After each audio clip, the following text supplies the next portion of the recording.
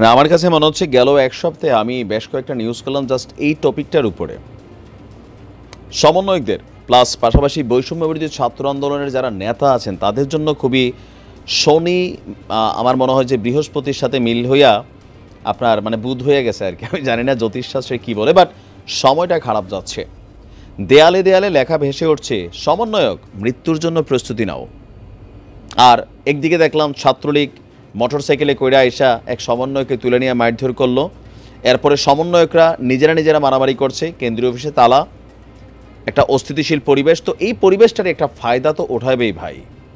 বিশেষ করে এই বৈষম্যবিরোধী ছাত্র আন্দোলনের এই অভ্যুত্থানে সবচেয়ে বেশি ক্ষতিগ্রস্ত যারা হয়েছেন তারা কোনোভাবেই সমন্বয়কদেরকে বা বৈষম্যবিরোধী ছাত্র আন্দোলনের পোলাপাইনদেরকে পজিটিভ তারা কখনো নিতে পারবে না। কেন? কারণ এই অভ্যুত্থানের ফলে এই যে নেতারা যারা আছেন, আওয়ামী লীগ, যুবলীগ, ছাত্রলীগ, দেশ ছাড়া, পরিবার ছাড়া, ব্যবসা প্রতিষ্ঠান ছাড়া পালাইয়া বেড়াইতে হইতেছে, নানান ধরনের হয়রানির শিকার হয়ে যাচ্ছে, মব জাস্টিস হচ্ছে। সো ঝাল তো আছে রে ভাই। তো সেই ঝালগুলাই আমরা হঠাৎ করে দেখছি মিটানো একটা পার্ট শুরু হয়ে গেছে। আজকের ঘটনা হচ্ছে সিলেটের কোম্পানিগঞ্জে। সিলেটের কোম্পানিগঞ্জ উপজেলা যুবলীগের যুগ্ম আহ্বায়ক হচ্ছেন জোয়েল আহমেদ। তার নেতৃত্বে একটা দল বৈষম্য বিরোধী আন্দোলনের শিক্ষার্থী সোলেমান মিয়ার উপর ব্যাপক হামলা চালিয়েছে। আপনার গতকালকে সন্ধ্যা 7টায় উপজেলার নোয়াগাঁও গ্রামে এই হামলার ঘটনাটি ঘটে। সোলেমান মিয়া উপজেলার চিকাডহর গ্রামের আজিজুর রহমানের ছেলে। আহত সোলেমান মিয়া তিনি এই মুহূর্তে হাসপাতালে চিকিৎসা নিচ্ছেন, এমনকি এই ঘটনায় নিজে বাদী হয়ে কোম্পানিগঞ্জ থানায় একটি মামলাও করেছেন। মামলার সূত্র বলছে উপজেলা যুবলীগের যুগ্ম আহ্বায়ক জোয়েল আহমেদ দীর্ঘদিন থেকে ভোলাগঞ্জ শাহ আরিফিন রাস্তায় পাথরবাহী গাড়ি থেকে চাঁদাবাজি করে আসছেন। অভ্যাস এখনো যায় নাই।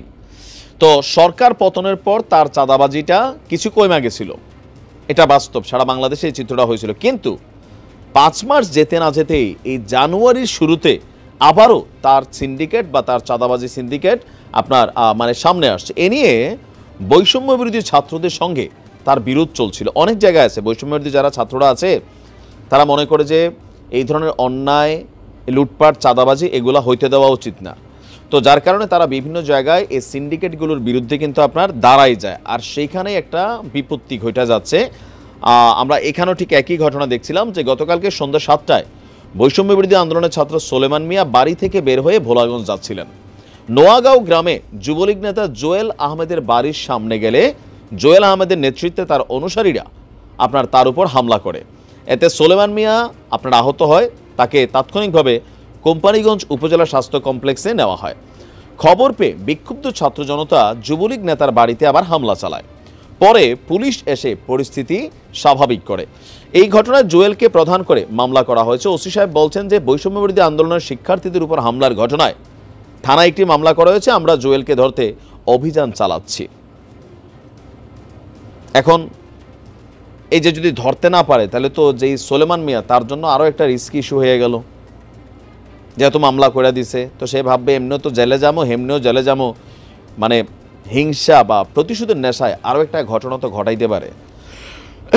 সারা বাংলাদেশে এই জিনিসগুলো আমরা এখন আবার দেখছি। বৈষম্য বিরোধী যারা ছাত্ররা আছে তারা কিন্তু নানান ঝক্কি ঝামেলার মধ্যে পড়তে যাচ্ছে বা পড়ছে অলরেডি, আমরা বিভিন্ন জায়গায় দেখছি। এখন এগুলোর ব্যাপারে আসলে যারা সরকারের দায়িত্বশীল আছেন তারা কে কী সিদ্ধান্ত নেবেন।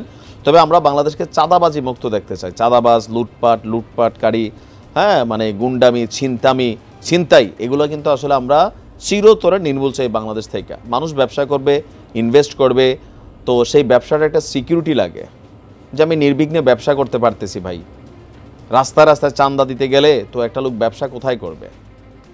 দেখা যাক, যারা ব্যবস্থা নেওয়ার তারা নেবেন। ভালো।